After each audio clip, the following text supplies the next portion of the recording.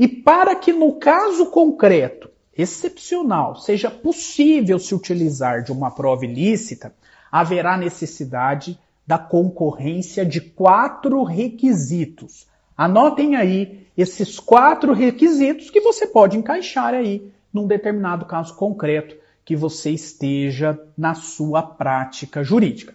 Primeiro requisito para que de forma excepcional uma prova ilícita seja utilizada na prática na jurisdição civil. Primeiro, a gravidade do caso. Ou seja, tem que ser um determinado caso concreto em que a utilização de uma prova ilícita se justifica porque o direito material que trata desse caso concreto, ele apresenta um direito material que vai dar tutela a uma situação que é grave. Então, o primeiro ponto aqui é a gravidade do caso.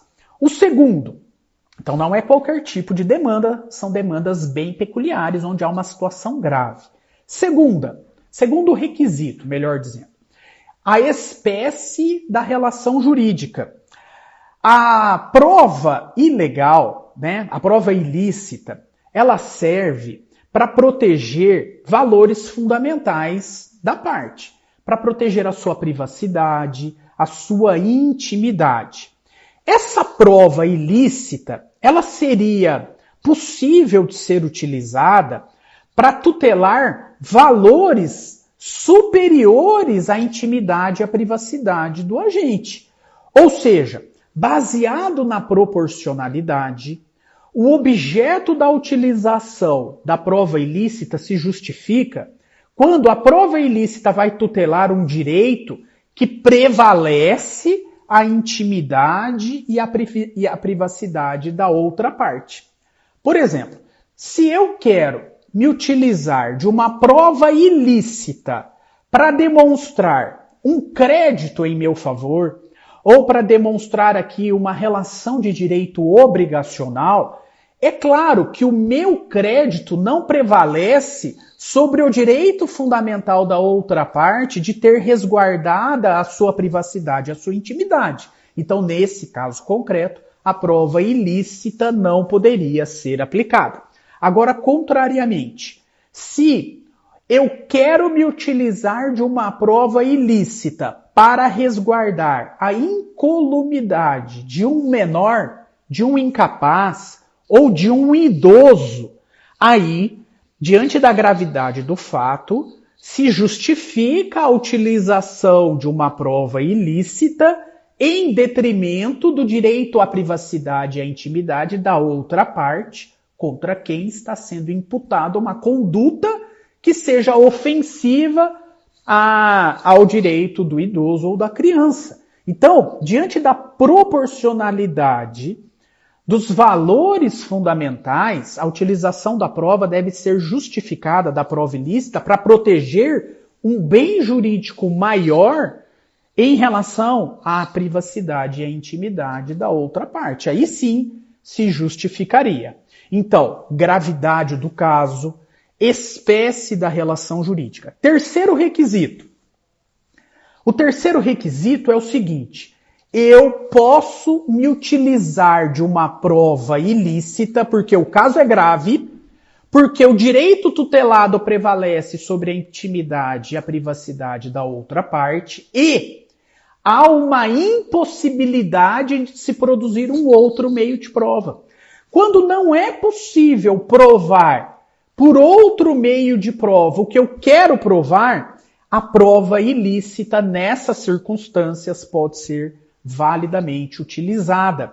Portanto, situações em que é inviável produzir no caso concreto provas lícitas.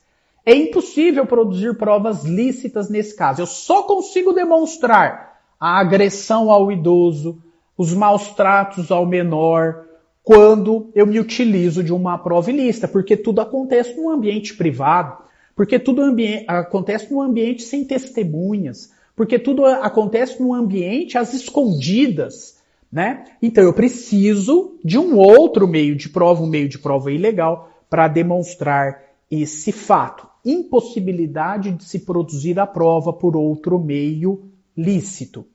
E por fim, o quarto requisito. O quarto requisito é que essa prova ela deve ser imprescindível para a formação do convencimento do juiz.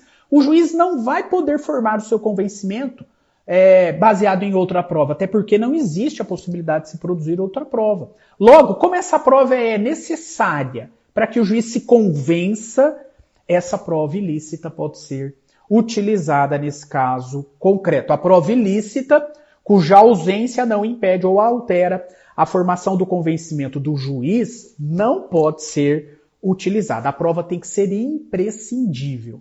Portanto, com a concorrência desses 4 requisitos, excepcionalmente é possível a utilização de uma prova ilícita na esfera civil. Em que tipos de caso isso pode ocorrer?